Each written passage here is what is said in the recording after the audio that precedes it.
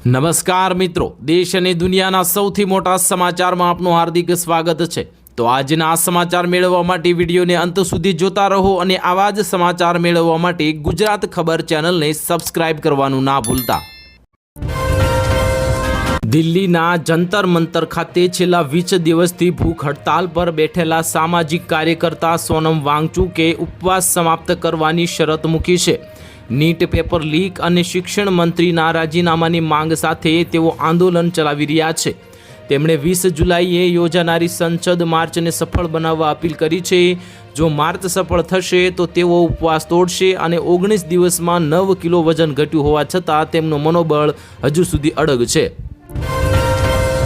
ગુજરાત સરકારની નીતિ હંમેશા જ્યારે દિલ બોલે ત્યારે નહીં પણ જ્યારે દિલ બોલે ત્યારે જ જાગવું તેવી રહી છે। વર્ષ 2025માં પૂર્વ શિક્ષણ મંત્રી પાનસેરિયાએ સોશિયલ મીડિયા ફોનના દૂષણથી બાળકોને બચાવવા માટે પહેલ કરી હતી।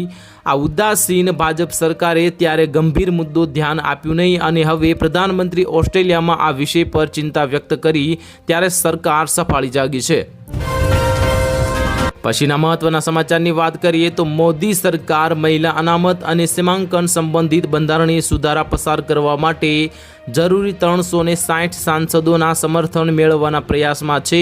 હાલ જરૂરી બહુમતીથી 6 સાંસદ ઓછા હોવાથી સરકારે 19 જુલાઈએ સર્વપક્ષીય બેઠક બોલાવી છે। 20 જુલાઈથી શરૂ થતા ચોમાસુ સત્રમાં આ મહત્વના પ્રસ્તાવો રજૂ થવાની શક્યતા વચ્ચે રાજકીય હલચલ તેજ બની છે। ત્યાર પછીના મહત્વના સમાચારની વાત કરીએ તો દિલ્હીના પૂર્વ મુખ્યમંત્રી અરવિંદ કેજરીવાલે જંતર મંતર પર ઉપવાસ પર બેઠેલા સોનમ વાંગચુકની મુલાકાત લીધી હતી। કેજરીવાલે વાંગચુકને દેશના શિક્ષણ મંત્રી બનાવવાની માંગ કરી છે। તેમણે હવે કહ્યું છે કે જો સરકાર વાત નહીં માને તો હવે તે 2029માં તેમની સરકાર પણ નહીં બચે।